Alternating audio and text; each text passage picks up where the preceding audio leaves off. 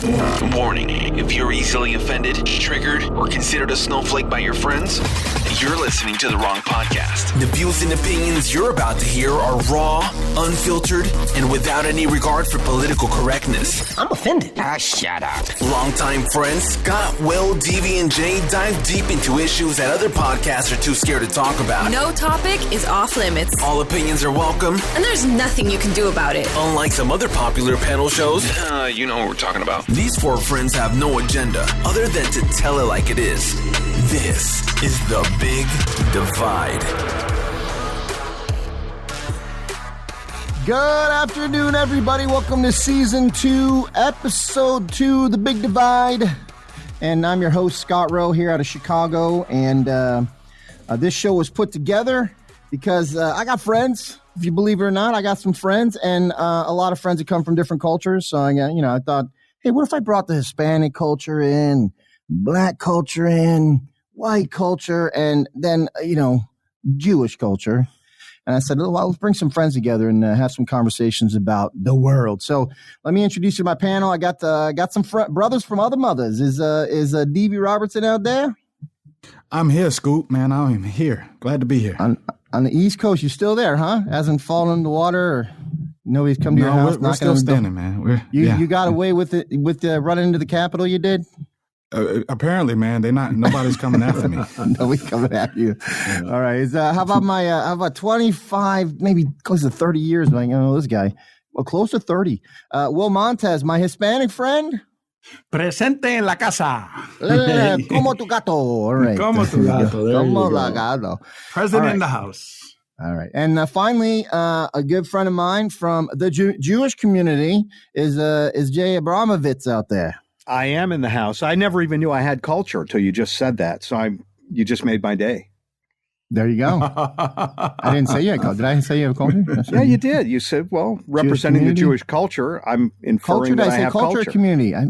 You said culture. I was wrong. Should have been community, I think. All right. But today you got a little bit of a weight. You're representing every single Jewish person on the planet right here. It's a lot of responsibility, That's it. You're like Moses. I'll do my very best. Okay. All right, guys. Listen, staff here. Yeah. I'm gonna. We usually start the show with a mailbag. We'll do the same because we love our audience more and we love ourselves, and we're going to cover that today. However, we do have some people that are asking, hey man, how do you guys do this? You're four friends. You seem like you know each other. How do you know each other? How do you do this every single day without having jobs or every week? And the answer is real simple. We are actually real estate investors and part of the same community. And what I realized was, I don't know if you guys want to chime in, but I realized that there may be some people out there that want to get help because we've actually helped over 15,000 people. What you might not know about us is we are all part of the same team that is the one more profitable team in the real estate investing group that we hang out in. So if you are interested in getting help from us because you like us, we're cool. Maybe you could get out of your job and join us on the podcast. Just you might want to just go to the Big Divide on Facebook, the Big Divide Show, or bigdivideshow.com. So there's two different things to do. Big Divide show on Facebook, the Big Divide Show on Facebook, the Big Divide on Facebook, or bigdivideshow.com. Can somebody help me out with that? I think I got that wrong. Am I right? Bigdivideshow.com. Yeah, you go there, bigdivideshow.com. Just kick us an email and say, hey, I'm interested in working with you guys. I mean, I've always thought about real estate investing, and I don't know, you guys seem pretty cool. And if we could all work together, then just let us know. Send us an email. Hammer, I'm interested in what you guys do, some information about that. And we'll get you introduced to our community. We'll give you an idea how we really have a pretty good plan to help people do stuff. That's why we have a lot of success stories. So I love working with highly motivated people that just want to take it up a notch. Yeah. I mean, it lights me up. I think one of the best things about what we do is we help people, how many people we've helped around the country. And we've got lots of testimonies, thousands. It's great. All right, so let's get into the topics today. And here's what's going to happen. So as usual, let's do mailbag. We're going to run mailbag quick because we got some mail coming in from you. Who do you guys know who? Guess who we got mail from? Anybody guess? Laura. I think we need to make her an honorary panelist, I think. Dude, maybe as like just off her mailbag, like yeah. We should put a microphone in front of a mailbag with her mail in it. All right. So here we Record go. her voice and let her deliver the let's do this mailbag. quick. Let's just do this quick because we got to get to topics, and then I got a cool 10 round. I think my speed rounds become something of a favorite on the show here. So, wow, have I really sent in email every week? Yes, Laura, you have. Here is the first thing. I'd love to know how now that we are learning more about what happened at the Capitol. Has your opinion changed on anything? Was Trump responsible? Did he do enough to stop it? Okay, my topic is wrapped around this today. I don't know if anybody else brought a topic around that idea. I still don't think he's responsible. And what could he do besides grab a gun and start shooting people himself? I don't know. So anybody else? Yeah, I think he bears some responsibility. He was a tad reckless, and he was slow in his response to denounce the violence. But was he responsible for this? Come on, let's get real here. Yeah. The people that broke in are responsible. Well, how is it that you can say he's a tad responsible and go, was he responsible for this? Because I think he was a little inflammatory with his rhetoric, and I get where he was coming from, but he didn't incite the crowd to violence. He did not incite them to storm the Capitol. All right, but so he whipped them up a little bit. If it's a right or left, sorry. If it's a black or white, yes, no. Is he responsible? Yes or no? If I had to go black and white, I'm going to say no. Okay, thank you. Will? 100% not responsible. All right. Devie? 100% responsible. You're the captain of the ship. You're on your watch. It happened on your watch. You got to take the fall for it. That's going to be my topic today. Okay, here's a second question from Laura. Instead of starting to, how about getting your opinion on which theme park franchise is the best? Disney, Six Flags, Universal Studios, Busch Gardens. I don't know if that's a franchise. It's not like all over the country. SeaWorld or some other one. All right, so let's just go with theme parks. What is your favorite theme park? Go around the horn. I think she is stirring the pot, but I'm going with Disney. Wow, for me, I'm going to go with Six Flags because, growing up in Atlanta, we had Six Flags. So before I knew about Disney, I knew about Six Flags. Yeah. So I concur with Devie. Six Flags is in our backyard, and I say Six Flags. Universal. I'm going to go with Universal Studios because they're doing some very interesting things. I mean, Six Flags. What I love about Six Flags is it's roller coaster heaven. Like you can go from one roller coaster to another roller coaster to another roller coaster to another roller coaster, right? Yeah. And but Universal is now implementing a lot of virtual like reality stuff. You put on goggles and they're moving you around and you're seeing things. It gets me sick, to be honest with you, what they're doing there. But the rides are so cool how they're integrating that stuff. Very technologically savvy, if I can get that word out. All right. One last thing. Sean Lilly out there, we got this on the mailbag, asked us this. Why Shout out to Sean Lilly. That's Sean Lilly, everybody. Sean Lilly, high school friend of mine. Oh, Sean Lilly. The next mailbag you should put in is what was Devie like in high school? Please put that in. Oh, please put that in there. Please put that in there. And what did everybody call him? What was his nickname? All right. Why is the Capitol being stormed worse than the occupation of Seattle? Seattle. I'll chime in. Seattle. The capital is the capital, right? I mean, it's it's the nation's capital. Seattle is just one mayor's problem, really, and governor's problem. But the capital is the country's country situation. That's my take. Hey, Sean. Listen. First of all, I want to thank you for contributing to the mailbag. We appreciate that so much. My question back to you is it worse? I don't think it is.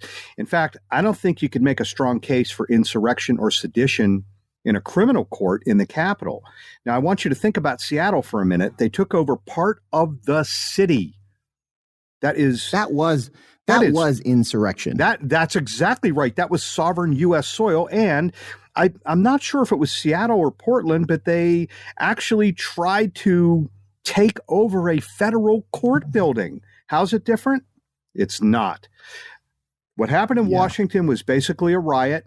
I don't think it was insurrection. I really don't. And it was hyperbolically exacerbated by political theater. And that's mostly what we're watching. Yeah, and it's. I think you exactly. The political theater is, hey, what kind of talking point can we get out there constantly to over dramatize stuff? And the word insurrection, if you look at the way that the people were let in by the cops and people were rolling around taking selfies, it was like a fifth grade field trip for some people, right? Some people did go in there with intent to take podiums, right? Or maybe just say, give me a selfie, I'm in here. I do not think there was a plan to camp out.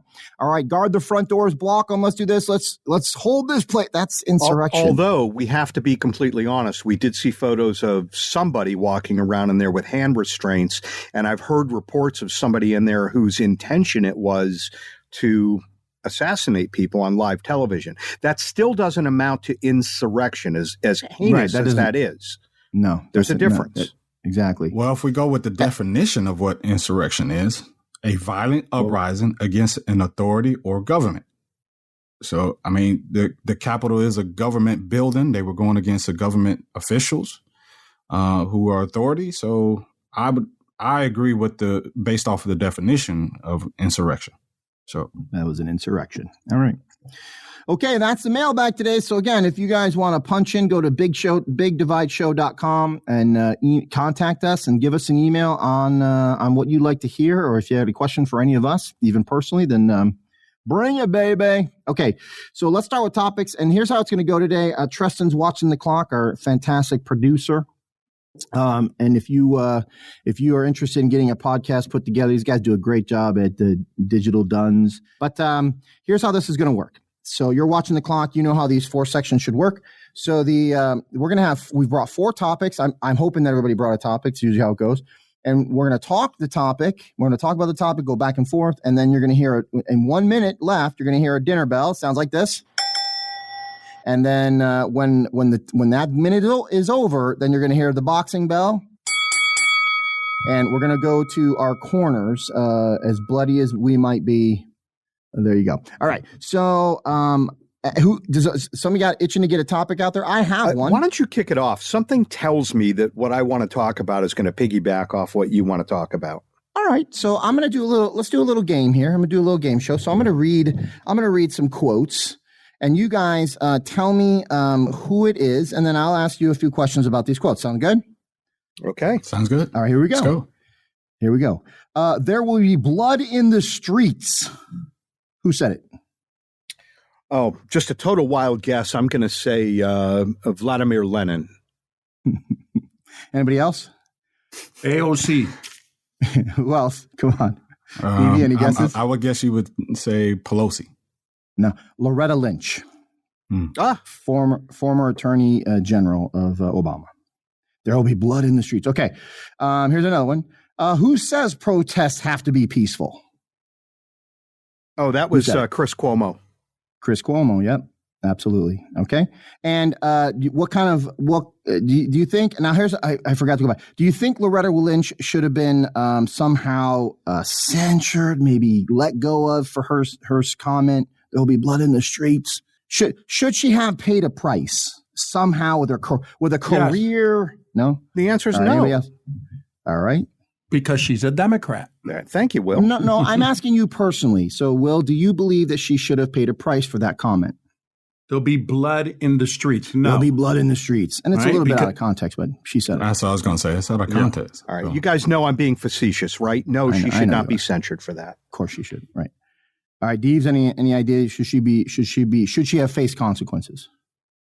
I say no, because again, it's out of context. I don't know. All right, what about Chris Cuomo? I would say no regardless. I would just say no. What about Chris Cuomo talking to the country through a CNN? Who says protests have to be peaceful? Did he face some kind of punishment? No, he's not an elected official. He's a reporter. He's behind that desk. He can say whatever he wants to say. Well, do you think that maybe some people should have said we should go after the advertisers to make sure that Cuomo gets off the air, like to have done with other anchors before who have said stuff? And usually, I guess who do you feel should censor them? I guess is what. Not censor. I don't mean censor. I mean punish. I mean, should they have been punished in some? Should they face some kind of consequence based on what he said on live TV as an anchor, telling the country? Who says protests have to be peaceful? They should get violent. I don't know if he should be punished. Again, I am a free speech guy. I think he was okay to say that. In my case, I think he's good. There's nothing wrong with that, right? Yep. It's okay. Okay, Ayanna Pressley. Who's Ayanna Pressley? Anybody have an idea? Yeah, she's a representative. All right. I gave it away. Here's a quote from her. There needs to be unrest in the streets. Is that inciting anything? Not really. No. It can mean so many different things. Yeah, I think it is inciting. You're saying there needs to be unrest? Okay. Should she be expelled? Should she resign from her seat? No. I'm going to say no also, but that is an inappropriate remark for a congressional representative. That doesn't mean she should lose her seat or that she should be censured, but it is inappropriate for an elected representative. Okay. All right, here's another one. Tell me who said it. Protesters should not let up. Oh, yeah. I'll give somebody else a shot. Kamala Harris said protesters should not let up. The current senator and possible VP of the future VP of the country. Now she should be censored for one reason. Censured or censored? Taken off of office. Okay, completely eliminated because she funded the fund. Okay, for all these rioters to get out of prison. To get out of people that get caught rioting, a violent riot, and then she actually says, "I'm going to help out with get them out of jail money." Exactly. And she did. She did do that, and she incited the violence to continue. And that would be promotion. I mean, if you're actually giving money to people that have already rioted so they can get out and hang out with their families, I mean, that would be promotion based on a monetary gift, right?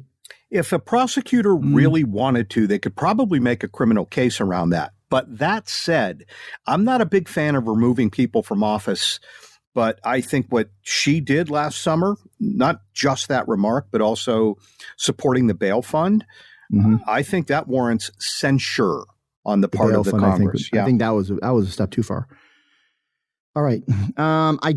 Here's another one. I just don't know why there aren't uprisings all over this country. Maybe there should be. Who said it? Don't know. Nancy Pelosi. What do you think? What should happen based on that? What did she mean? I mean, maybe that's what we should cover. Yeah. Again, all of these are out of context. So they're out of context? Well, it's not out of context. She said it in the that's enough context to know. I mean, she started, it's a full sentence. It's actually two. I just don't know why there aren't uprisings all over this country. What was she talking about? Be. Uprisings. She's talking about uprisings. Uprisings against what? I don't know. This was Devie. She made this comment over the course of the summer in the midst of all the riots. That's the context. Right. When somebody says, what do you think of what's going on around the country in certain cities? She says, I don't know why they aren't in every city. Well, I think that she's on safe ground there. I don't like that she said that, but I don't see anything there to even censure her. But it's irresponsible coming from the Speaker of the House. Come on. Yeah, it's definitely right. Okay. Well, what I will agree is that as you keep going with more of these, I would take it that we're talking about elected officials, so they do have to be more careful about what they say and do. Okay. Should they be taken out of office because of it? Jeeves. Every case is going to be different. Okay. Nancy Pelosi, I'm asking you about your own opinion. Do you think she should be removed because she says maybe there should be uprisings? Probably not. Okay. How about Kamala Harris? The protesters should not let up. We're going to fund people getting out of prison for rioting. The rioters that actually went to jail for rioting and looting, funded by Kamala Harris. What do you think should happen to her?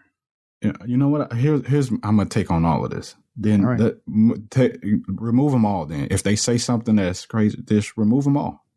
Maybe that'll help us with these issues. I got one more. I got two more actually, but all right, ready for this?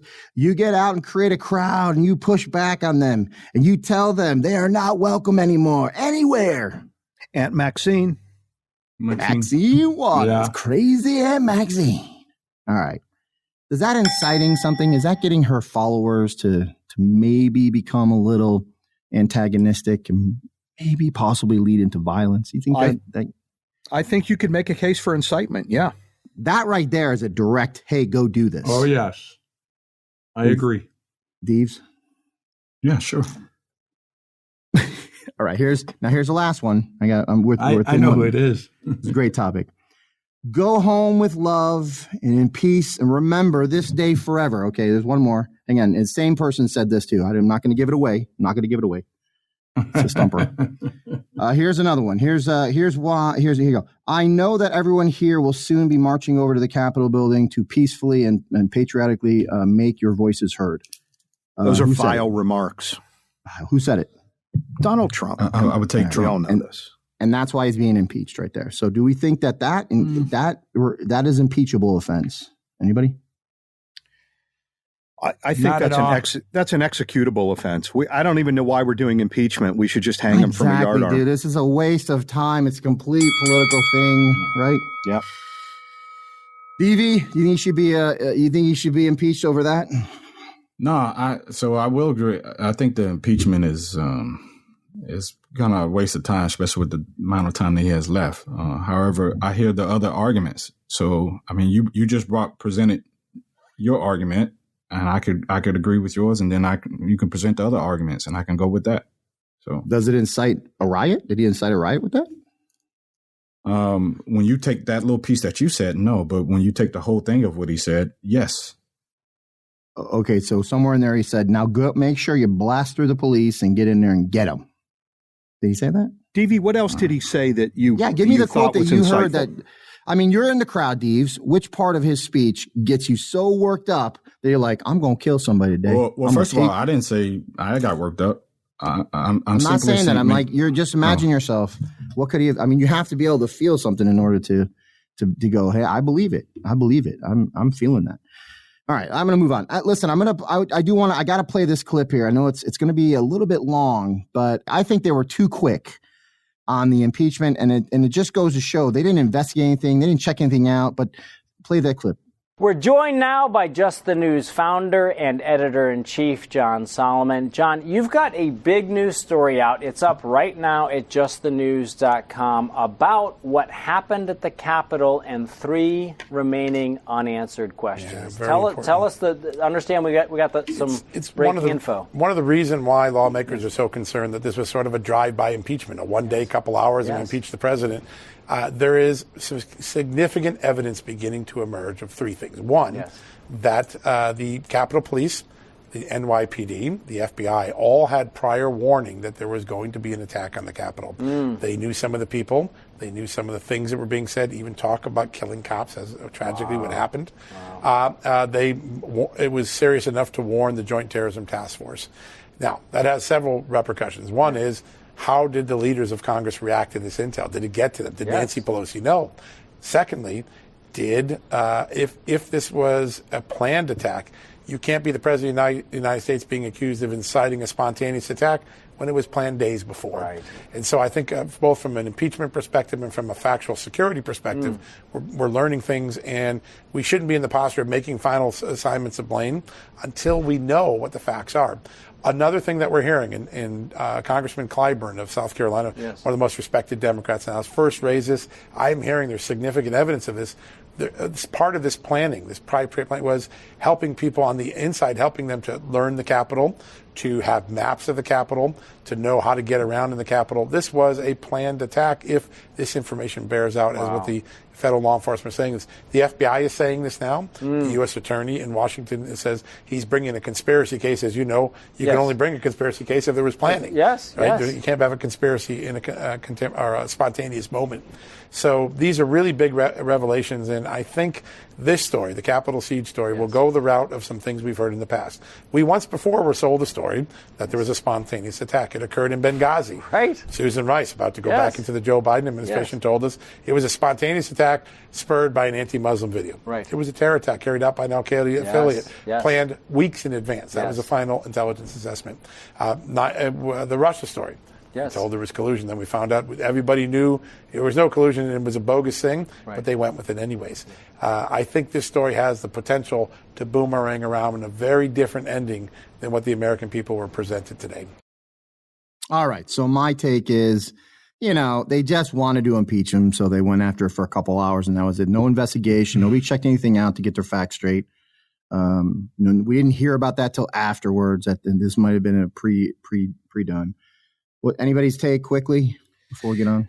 Well, I want to point out, first of all, that John Solomon, in case any of our listeners aren't familiar with him, is as straight a shooter as they come. He leans right, but he is absolutely a straight shooter, and he calls it like he sees it. So my question to you is this, Scott. Why did they impeach him? Let's get to the heart of it. Another stain. They wanted him to be the worst president ever, so being impeached twice is historic, right? Yes. And the other thing is if for some reason they think that they have any kind of chance in the Senate, then he can't run again. Yeah, that's what this is about. I'm thoroughly convinced of it. I think the left is so afraid of Donald Trump and the movement that he created that's what this is about, because nothing else makes sense other than some embarrassment and putting a stain on him. And I didn't foresee all this canceling coming down on top of this. Maybe they did. I don't know. I didn't see that. But the impact of this impeachment is very interesting, and it's having a huge impact. I'm going to address that in a minute when we change topics. Okay, so I got a clip. You have a clip. Is it part of your topic? It would answer Jay's question. Why did he get impeached? Okay. Ready? Play. Ladies and gentlemen, welcome to the second annual impeachment show extravaganza, brought to you by the censors and left-wing media, the fact-checked ministers of shutdown and big tech, and the Democrat Party. Today, the second annual impeachment of President Trump isn't really about actual words spoken at a rally. No. This is all about, Madam Speaker, the unbridled hatred of this president. You use any extreme language and any process to oppose the core of what he has really fought for. You hate him because he is pro-life, strongest ever. You hate him for fighting for the freedom of our religion to not be persecuted by unfair mandates and limitations on speech. You hate him for not subscribing and shackling us with the religion of climate change and one-sided Paris Accords. You hate him for Israel. You hate him for defending our borders. You hate him for letting families and small businesses keep what they earn, for trying to keep the agents of government off their back. You hate him for putting America first, which is what I thought we do when we swear the oath. No, this shabby show isn't about a threat to our republic. This is the impeachment and muting of at least half of the American people. This is the impeachment of the American people. It's no longer about Donald Trump. Right? They're going to try to do everything in their power to take complete and absolute power away from us. And they're sending a signal to the American public. We will never, ever, ever have somebody to fight and stand for you ever again. And that's their message. And they look like buffoons because it's not working. Right? It's not working. That's my take on it. I think that is essentially correct. They're trying to slam the lid on their political victory, the election, and they're just trying to just absolutely put down the movement. Yeah, they're afraid of it for sure. It scares completely. So I'll come in and say that I agree with Jay when he mentioned that I believe it's all about preventing Donald Trump from running again. Here's the thing: no one can take away from Donald Trump. He moved a great deal of the country, half of the country, to where they're willing to die for this guy. Like, they support him like no other. So that is a threat. That would be a threat to any political, candidate or party. There's no doubt to that. And so, if you're the opposition, you want to shut that down as much as you can. So there's no denying that. And I believe that's what they're after. No one has had that kind of power. I even heard someone say, hey, I think they're not even about the country. They're all for Donald Trump. I don't know whether that's true or not, but he has moved people in a way that no one can argue. So if you're the Democratic Party, you want to shut that down. If I'm on the line today and I'm like, I'm going to speak for all the Trump supporters, I just like the fact that I've hated politicians my entire life. They've always they've told you what you wanted to hear to get a vote. That was it. They were sort of, once they were in, they never kept their promises, right? So in my world, the Democrats and Republicans all work together in this crazy machine in DC. It's a little bubble where they get to keep power, make money, come out rich. It's an industry. And that's one of the reasons I'm so successful at what I do, which is help people, quit jobs and make their own way, is because I always used to say, hey, listen, I'm not Democrat, I'm not Republican, I'm educated. These guys are all working against us and against us to make sure that we have as much regulation and we're taxed as much as we can so that they can feed off of that. And, there are laws that we can use to our advantage to make sure we stick together and do well. And then the bowling ball in the washing machine comes in, right? And to be honest with you, I voted with him. I voted for him I hated him in the primaries. I voted for him with my fingers crossed because if Hillary I'm like, no way. So I was like, I hope this isn't a reality show. And it turned out to be a reality show with a lot of policy. How's that? And a lot of good policy. I mean, no wars created. First president. Peace between Israel and peace deals. Yeah. Peace deals.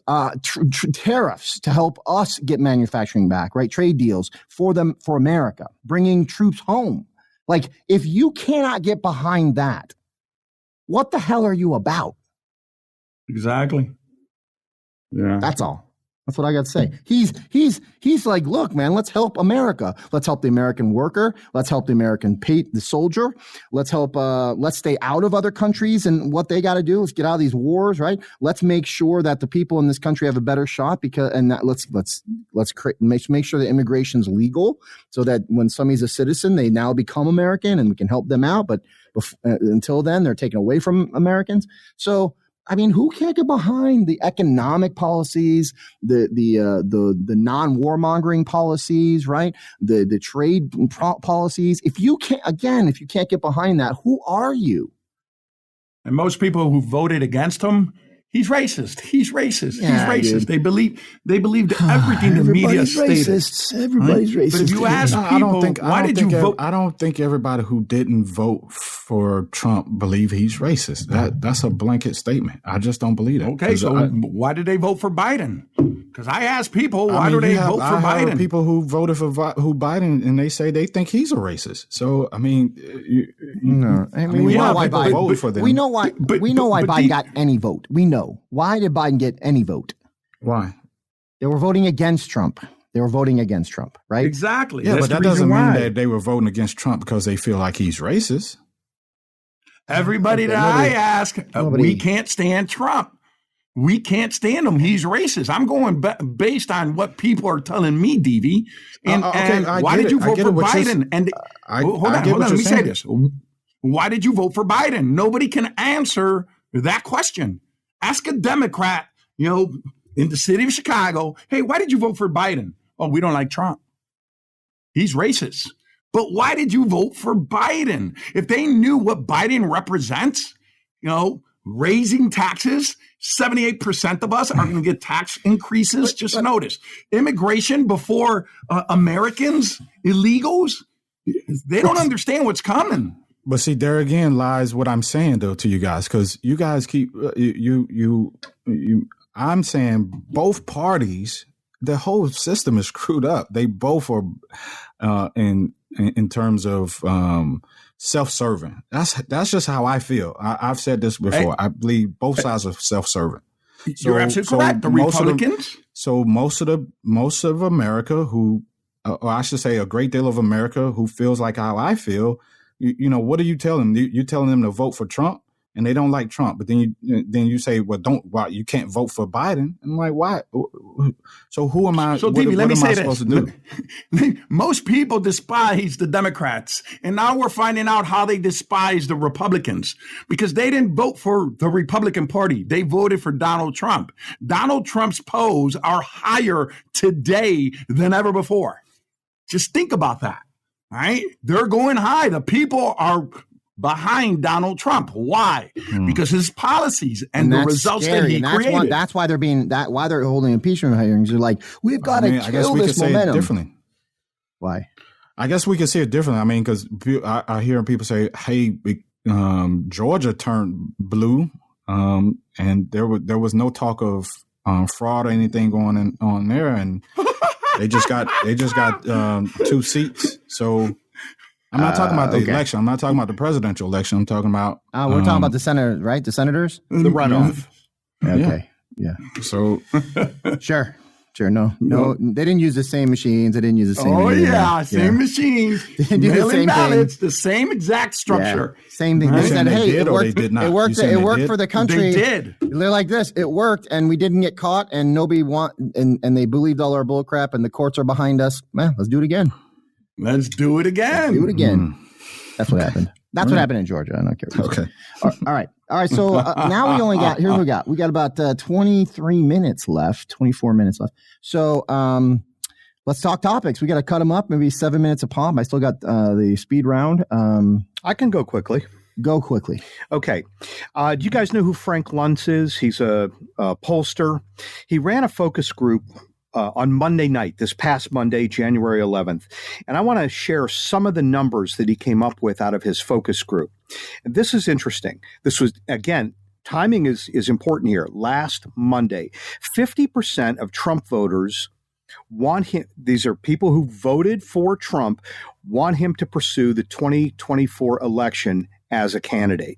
91% of those who voted for Trump on Election Day would vote for him again today. Only 5% would switch to Biden, and 2/3, 67%, believe that if the votes were counted accurately and fairly, Trump would have won. And 78% believe the election was rigged and stolen. Now, Luntz was reporting this. This is where I saw it on Special Report with Brett Baer. And Luntz was using words like shocking and staggering, which I found interesting as well. I'm not sure where Luntz comes down, but I found that very telling. I think this illustrates two things. One, how out of touch the mainstream media is, because that doesn't reflect the reporting that we're hearing. Nah.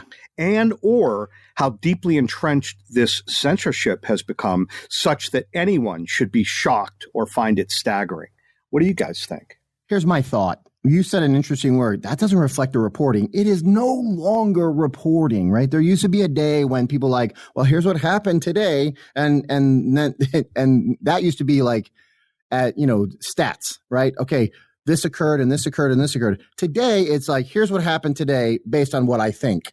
So that is the most of the media today, in the mainstream media, the news channels. Most of it, the most popular stuff is the opinions, the Hannitys, the Don Lemons, right? So the problem is that people are getting their news from people like Bill Maher, who's actually is a comedian. Right? Yes. Mm-hmm. So now they're watching those shows because they're entertained by them, and he's like, or Stephen Colbert, right? Oh, did you hear? And it's totally slanted, man. It's all a made up story filtered through their biases and then spewed out to the public. And if you like the person that's giving it to you, then you believe what they say. But think about this. If these numbers are correct, I have no reason to believe they're not.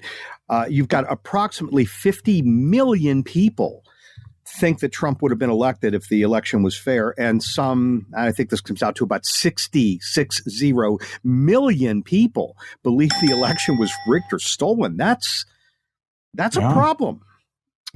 I'm there. And one thing extra, Jay, not only the media is out of touch, but Congress is out of touch. And I'm talking about the Democrats and also the Republican establishment. 15% approval rating for Congress. They're not listening to us whatsoever. And Donald Trump made it about the people. They got a 15% approval rate, and Donald Trump right now, per Rasmussen, the other day on Tuesday was 49%. 49%? 49%. Yes. Yeah. Yes. Yeah. Even that was after the insurrection that he actually he had insurrection against his own government. That Rasmussen poll, I think, was just 2 days ago or a day ago. Dude. Yeah. It's fresh. Yeah. All right. That's very telling. There it is. There's the bell. Devie, I'll let you finish. You haven't said anything, so if you want to comment. My topic or? All right, you ready to go your topic? I'm in. Let's go to your topic, dude. Hit it, Devie. Yeah. So my topic is now that, okay, well, it's kind of starting to move forward and Biden and Harris are going to get in. We're still dealing with a pandemic that's still ongoing. In case anybody else forgot, when we get past this particular pandemic, who gets the credit, and then what does that? So does the Biden administration get like full credit for moving this pandemic away, and or does Trump get a whole lot of blame for not moving it? Like getting anything done in the pandemic, doing the pandemic. What do you think, Devie? I'm curious. Well, I'm asking you guys first. It's your topic, though. I want to know if you're the only liberal here, right? So who's going to get the credit? I'm very curious on this. I'm a liberal. I feel, yeah, it's going to be you know they're definitely gonna take the credit for it, and then they're gonna bring back up what Trump didn't do, because it's gonna make them in the eyes of the public, it's gonna make them look good, and it's gonna tarnish him even more. So it goes back to what we were just saying. It's all about making Trump look worse and making them look better, so they can continue to be the darling light in the eyes of most of them, or they're part of America that supports him. So I think in this case, Donald Trump is a loser no matter what happens, unless the pandemic just keeps going on, and then I think that would be the saving grace for Donald Trump. He would say, "See, they didn't even know how to handle it." So I think that would be a good thing for him. There's one person that's responsible for Operation Warp Speed, and that's Donald J. Trump. Okay, and these liberals in big cities, they lock down on purpose their cities to defeat the president, and people lost their lives.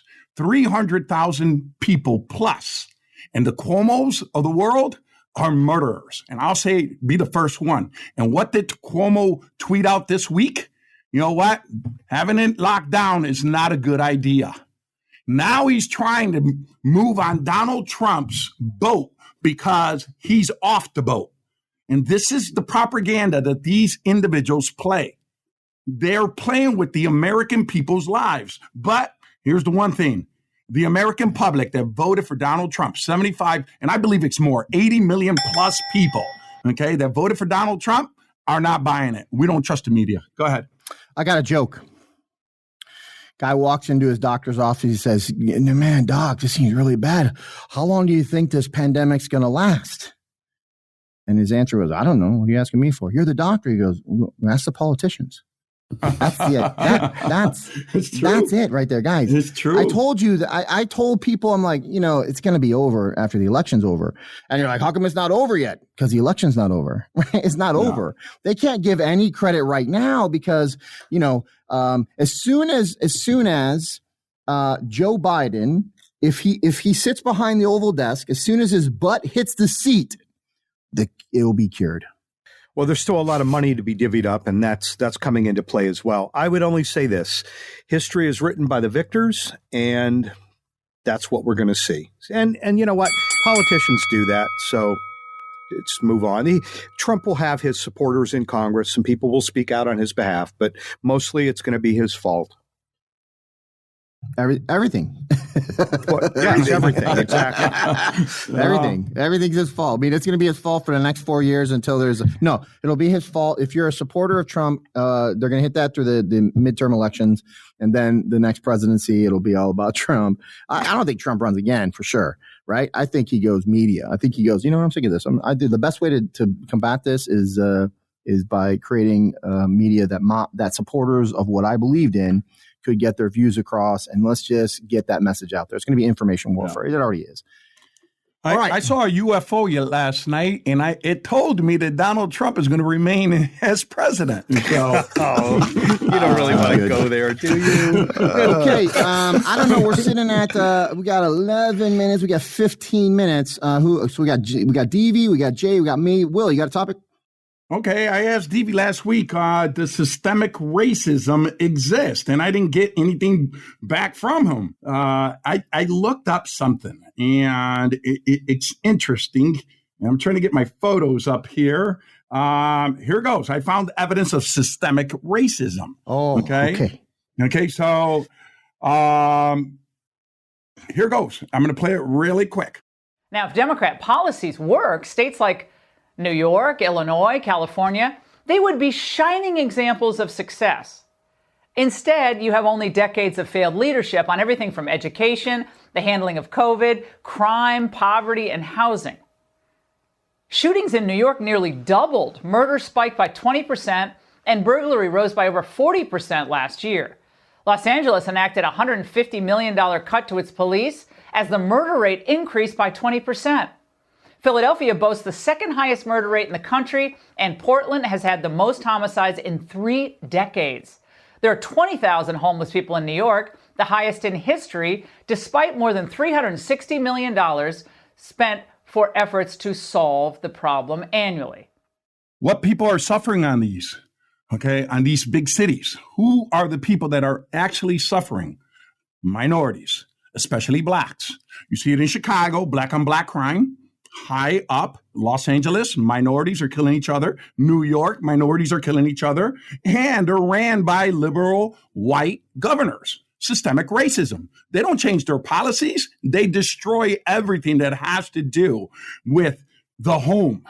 Depend on us. We're going to give you a fish. You're going to eat, but you're going to do what we want you to do. Just continue to vote for us, and we'll continue to suppress you. That's systemic racism that has not changed in white liberal cities. Well, I guess your point is it coming from the liberals versus it doesn't exist at all? I just gave you an example. You tell me, is it coming from the liberals or for the conservatives? They're liberal cities. They're all liberal cities. But your statement to me was it does not exist. You never gave me evidence. I gave you the evidence. I did. I told you. I said evidence. Mass incarceration. I said housing, the wealth gap. All of those things were all results of systemic racism. And who stands you said for it that? Didn't exist though. But regardless, I just said there was systemic racism in America. It's the Democratic Party. The point is the Democratic Party is controlling these cities. I understand. It's the Democratic Party. I understand. That's you. what I'm saying. I understand you. You called me a liberal. I'm like, I've been on this thing and said, hey, I think both sides are bad. So you told me it didn't exist, though. No. You never gave me evidence. You just proved that it does exist, though. So I can care what liberal cities. I can care what side it's coming from, but I can care what side it's coming from. Racism. So if I'm African American and predominantly like if you're talking about urban centers that are experiencing what they would consider systemic racism, you just actually backed up the point by playing a clip talking about systemic racism in liberal cities. So. All right. So how do we cure it? Right. And now that we agree that somewhere in the system there's something going on. I'm against. I don't believe there is. I think there's individual racism for sure, but I don't think there's any law. There's no laws that actually, which would be the system. But do I believe that there's prejudice and racism? That will always exist. It will for the rest of our. I mean, you ain't ever going to eradicate that. Ever. You got to navigate it. You can't eradicate it. You got to navigate it. All right, that's a T-shirt, baby. Some swag. Okay. All right. So now, you guys ready? All right. This is a little melancholy day from this show today. I think we would be saved by speed round. Speed round. You guys ready for speed round? Speed round. I love this part of the show. You guys like this part of the show? I love it. Should we keep it? What do the listeners think?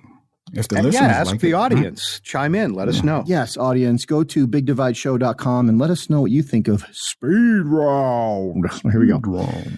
Question number 1, the worst discipline in school you've ever faced. I'll start. I was in 7th grade. I was chewing gum. I had to put the gum on my nose, and I had to go to the front of the class, and Mr. Vergermack got out his wooden paddle with holes in it.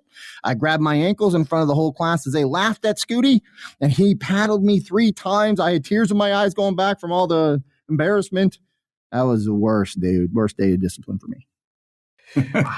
Yeah, interesting. The paddle was the thing I remember the most. I don't think they do that anymore, but the shop teacher had the most vicious paddle because all they had was time to create this device that would deliver so much pain. And they would improve it out. They would keep improving it. Yes. The paddle. They have a wall full of paddles improve. You create your own paddle in wood tech. All right, come on, bring it. Who's got the worst discipline story? For me, I was late to class because I had just came from the hospital, so I had got an IV, and the teacher wanted to paddle me. He took out his paddle and wanted to hit me on the actual arm, but I got it, and we actually got into a fist fight. You and the teacher got in a fist fight? Yeah, in middle school. I punched my teacher.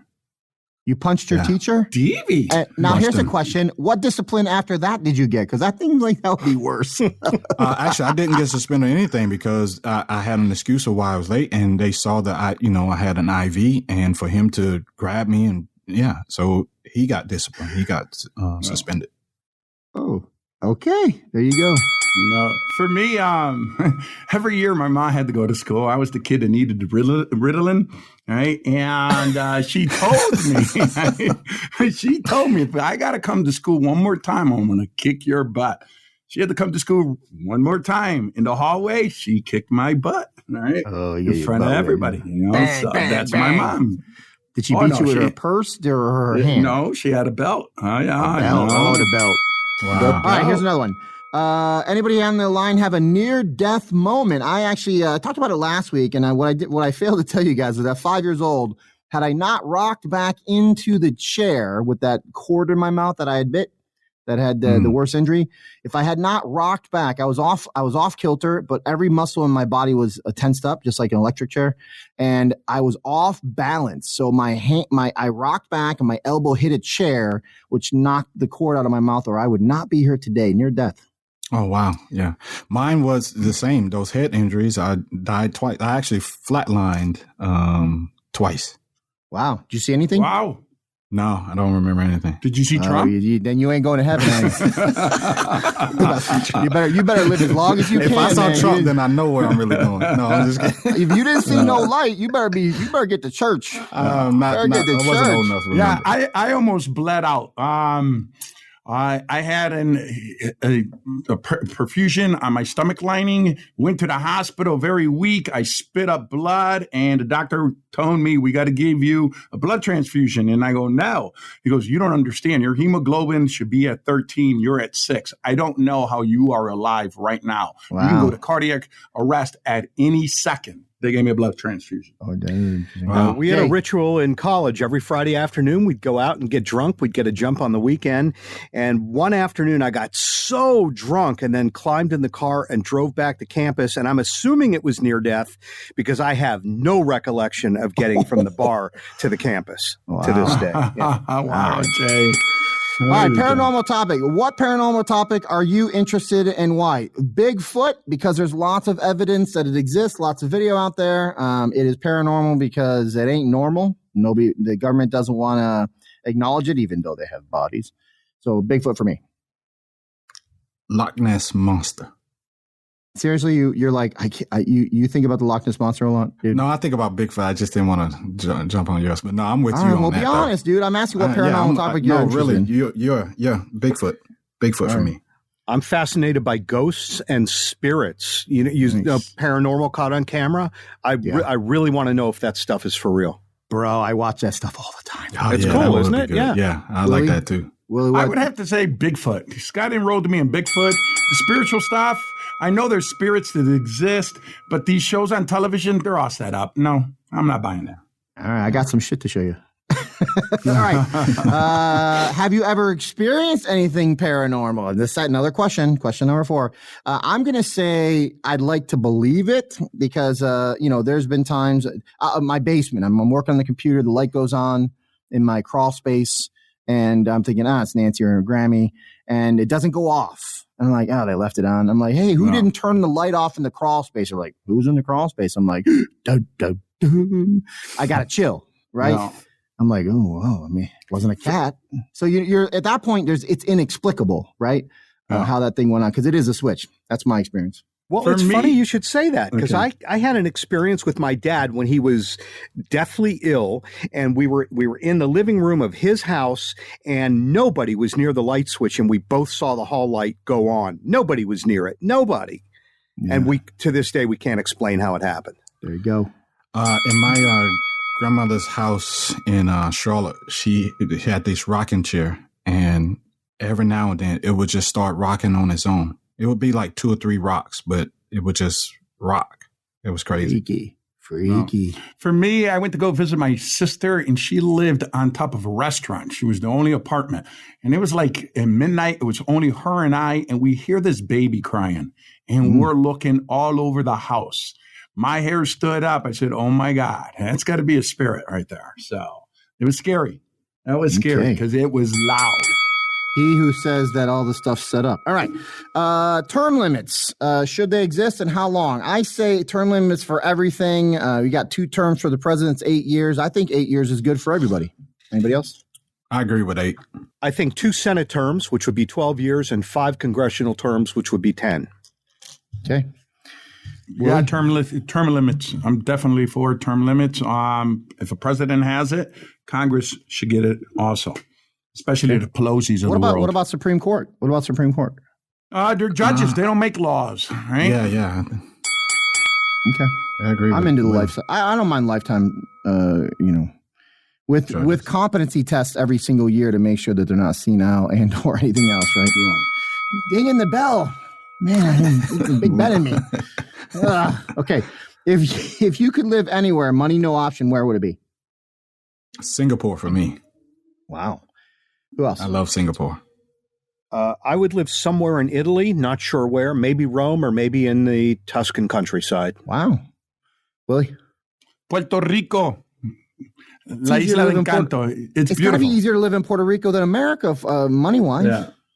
But we're money-wise, you're absolutely correct. Money-wise. So go now. Go now. Yeah. He's getting rid of you. Go now. Get a ticket now.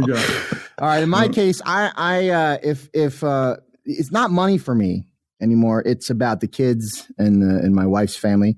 But at one point, it's coming soon. I'm going to have a place in South Beach and I'm going to be a snowbird for sure, dude. I will not be in the winter. I did that before, and I'm going to do it again. I'm going to be able to ride a motorcycle all year. All right. If you could live, I already did that.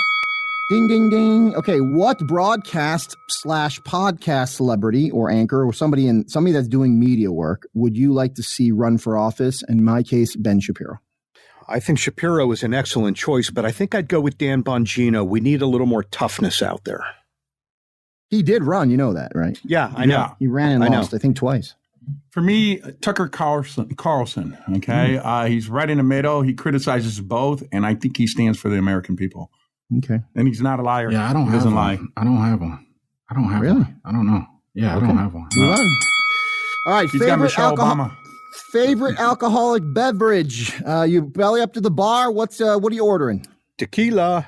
Seriously? You just like bang tequila? Listen, I'm going to go. Jewish man. You banging tequila. I'm not a heavy drinker, you know that. But when I drink, I go big and I go south. Okay. Devie, you were saying something? Yeah, I'm not an alcoholic consumer, so but I remember like what was this drink called? Sex on the Beach or something? It was something that kind of nice the girls' drinks. That's totally good. I'm just got your name. Call it what you want. I'm not an alcoholic consumer. So. Willie? Tangerine and tonic. Tangerine tonic. Okay, and Scooty, I'm a cider guy, which could be foo-foo as well. I can't handle hard at all, dude. I will toss it. I can't handle if I'm drinking shots. I can do tequila. Give me lime and salt for sure, but totally bring on the cider stuff. All right, favorite season. What's your favorite season? Fall. Summer. Willie? Summer? Summer. I like the spring. Coming out of these cold winters in Chicago, you get that spring. It gets nicer. You're wearing shorts. You look at the motorcycle. I'm like, dude, spring's awesome. And it's the beginning of the riding season, so I can go, months and months and months. So, all right, last one. Pet name for your significant other, wife or girlfriend, whatever you got going on right now. Pet name. My wife's pet name. I have a pet name for her. And I call her. Her name is Nancy. I call her Fancy. I've been calling her Fancy for a long time. Anybody else? Just Honey. Okay. Honey, just Honey. And her name is Nancy, too. There you go. For me, it's Ling Ling. Ling Ling. Okay. Yeah. Sweetness. Calling your girl Sweetness. Like nice. You think about Walter Payton. He thinks about Walter Payton. That's exactly what I think about. That's a little perverted, guys. I don't know. There you go. All right, guys. Listen, if you guys, this is the end of the show. So, but I'm just going to remind you guys, if you want to hit us up at bigdivideshow.com, hit the mailbag. Again, a lot of folks wondering why we can do this together without having jobs. If you're interested in getting started with us financially, just doing better, we can help you make money next week. We can help you make money in real estate because we've helped over 15,000 people. Just hit us up at bigdivideshow.com and let us know that's what you want to know. We'll get back in touch with you personally. or go to Facebook, The Big Divide on Facebook. It's a Facebook group. You can join us there. I want to thank all you guys for joining me, my brothers from another mother. Good show. And listen, if you're interested in doing a podcast or a show and you'd like to work with our awesome producer, Treston, then hit us up on the bigdivideshow.com and let us know that you're interested in doing a podcast. We'll get you a rate card because I think that more voices in the world is better. And if you got Treston doing you, it'll make you sound good. All right, guys, have a great week. Thanks a lot, Jay. You guys want to end with anything? Got anything to say? Peace, everybody. Be good to one another. Yeah. We love all our listeners. Hey, remember to subscribe, share, and vote for your favorite panelists. Good job, Will. See you guys later. I love that pregnant pause. Will's nowhere to be found.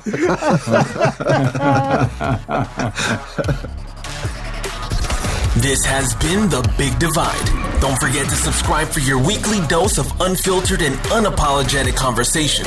Done and done. And of course, share this episode with all of your friends. Well, maybe not the sensitive ones. You apologize right now. Do you have a question, topic, or opinion that you want to hear discussed? Go to BigDivideShow.com and tell us all about it. Or simply look up Big Divide on Instagram or Facebook and send us a message.